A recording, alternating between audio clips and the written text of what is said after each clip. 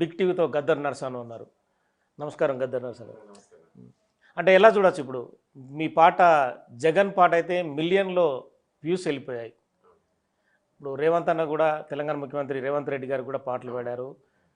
చంద్రబాబు నాయుడుకి తెలుగు తెలియని ఎంఐఎం కూడా పాటలు పాడారు. సో ఎలా అనిపిస్తుంది మీకు? అన్ని రాజకీయ పార్టీలకు మీ గొంతే వినిపిస్తుంది. చాలా సంతోషం అనిపిస్తుంది అన్న. ఎందుకంటే గతంలో మనం 25 ఇయర్స్ బ్యాక్ నుంచి సాంగ్స్ పాడుతున్నప్పటికీ 10 ఇయర్స్ బ్యాక్ ఒక టైప్ ఆఫ్ ఒక విధంగా నేమ్ ఉంది. అంతకుముందు 10 ఇయర్స్ బ్యాక్ అంత ఉంది. ఈ లాస్ట్ 5 ఇయర్స్ నుంచి బాగా ఫుల్ క్రేజ్ వచ్చింది అన్న.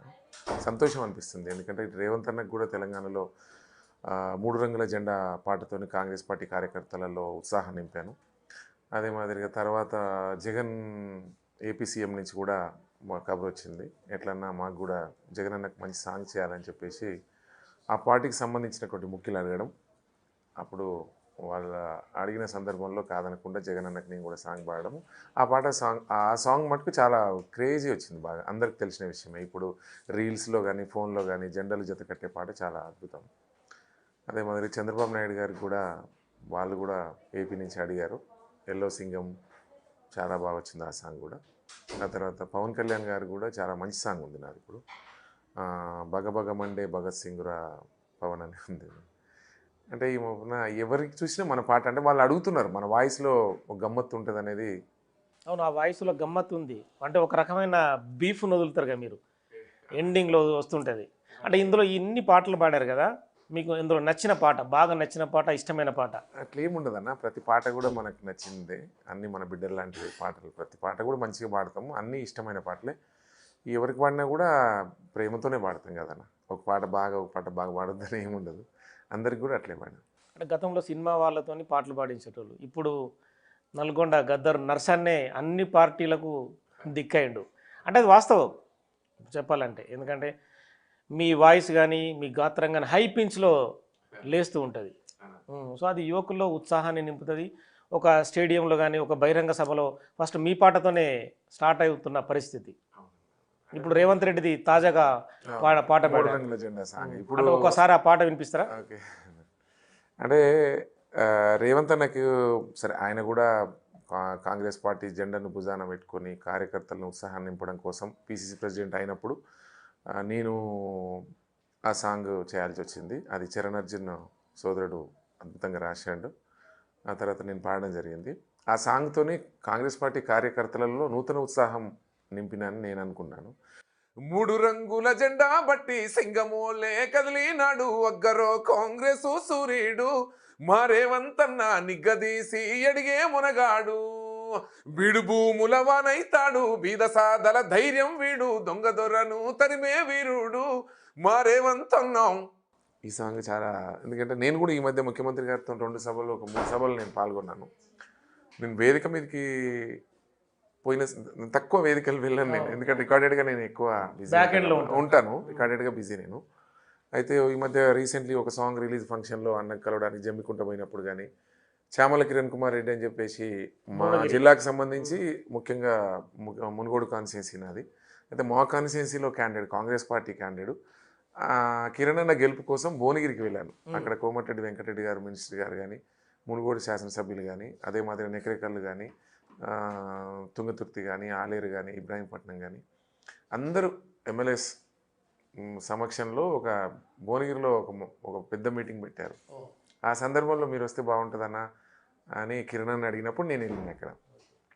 అక్కడ కూడా విన్నా. నేను 3 రంగుల జెండా సాంగ్ వింటున్నప్పుడు గుండెలు అదిరిపోతున్నాయి. కాంగ్రెస్ పార్టీ కార్యకర్తలు ఉత్తగానే డ్యాన్స్ చేస్తారు కదా, అది నేను ఎదురుగా ఉన్నప్పుడు, అది మన తెలంగాణ పులిబిడ్డ పక్కన ఉన్నప్పుడు, మరొక ఉద్యమ వీరుడు కోమటిరెడ్డి వెంకన్న ఉన్నప్పుడు, ఒక తెలంగాణ ఒక మునగాడు, ఒక మునుగోడు రాజన్న ఉన్నప్పుడు, అక్కడ గెలిచిన ఎమ్మెల్యేలు అందరూ కూడా 50,000 మెజార్టీతో గెలిచిన ఎమ్మెల్యేలు ఉన్నారు. అందరు కూడా మన వాళ్ళు, మా జిల్లా వాళ్ళు, మా నల్గొండ బిడ్డగా, మా నల్గొండ గద్దర్ నరసన్నగా కాంగ్రెస్ పార్టీ కార్యకర్తలకు ఎవ్వున కేరింతలేసి ఉరకల వేసే ఉత్సాహంతో మంచిగా ఆటపాటలతో నెమలి నాట్యం ఆడి కోయిల రాగం తీస్తూ చప్పట్ల విజిల్ల మోతల మధ్యన మా నరసన్న వచ్చింది కదా అని అనుకుంటున్నప్పుడు ఆనందం పట్టలేంది.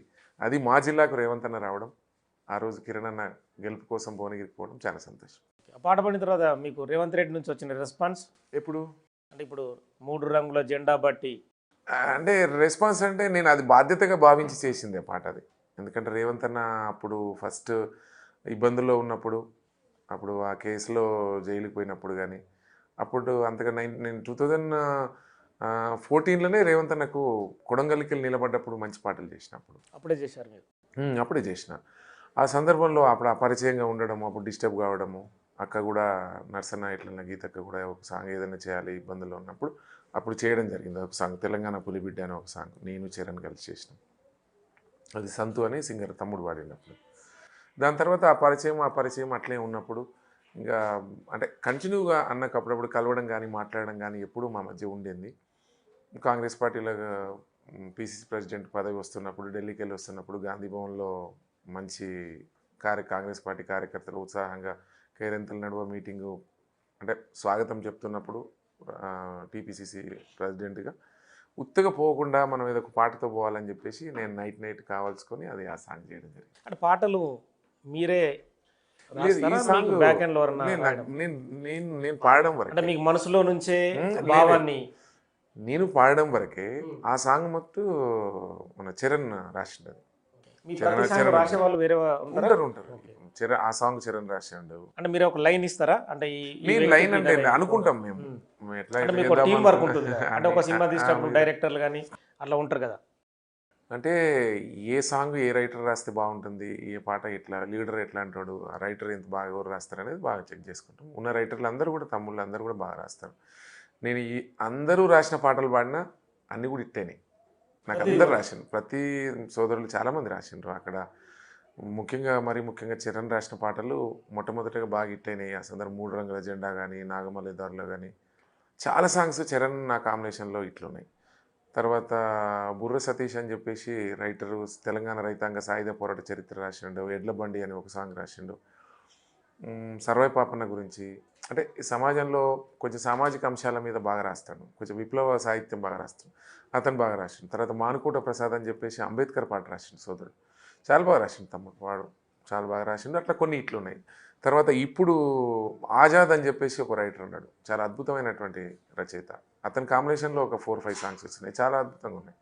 తర్వాత బుల్లెట్ బండి లక్ష్మణ్ అని చెప్పేసి తమ్ముడు ఇప్పుడు నాకు జగన్కి కానీ జెండల చేత కట్టించే పాట రాశాడు. అట్లా ఏంటంటే వాళ్ళు ఊహించుకొని ఇప్పుడు నర్సన్న పాడితే ఎట్లుంటుంది, నర్సన్న వాయిస్ ఎట్లుంటుంది, నర్సన్నకి ఏ టైపు ట్యూన్లు అయితే సెట్ అవుతాయి అని చెప్పేసి మన తెలంగాణలో మరీ ముఖ్యంగా రైటర్స్ విత్ ట్యూన్తో వాళ్ళే రాసుకుంటారు పాటలు. రఫ్గా రాసి వేరే వాళ్ళు ట్యూన్ ఇచ్చి మ్యూజిక్ లేదు, వాళ్ళు విత్ ట్యూన్తోనే రాసుకుంటారు. అప్పుడు మనకు చెప్తారు, మనం మ్యూజిక్ డిస్కస్ చేస్తాం. ఇట్లా ముగ్గురం కలిసి సమిష్టిగా ఎట్లా చేస్తే బాగుంటుందని చేసేటువంటి మ్యూజిక్ కూడా చాలా అద్భుతంగా మదీన్ కానీ ఇప్పుడు మన కళ్యాణ్ అని అద్భుతమైన మ్యూజిక్ డైరెక్టర్, కళ్యాణ్, మదీను, రవి కళ్యాణ్, ఇట్లా అందరు సోదరులు అందరు సమిష్టి విజయం అందరు కూడా నాకు బాగా సపోర్ట్ మంచి చేస్తారు.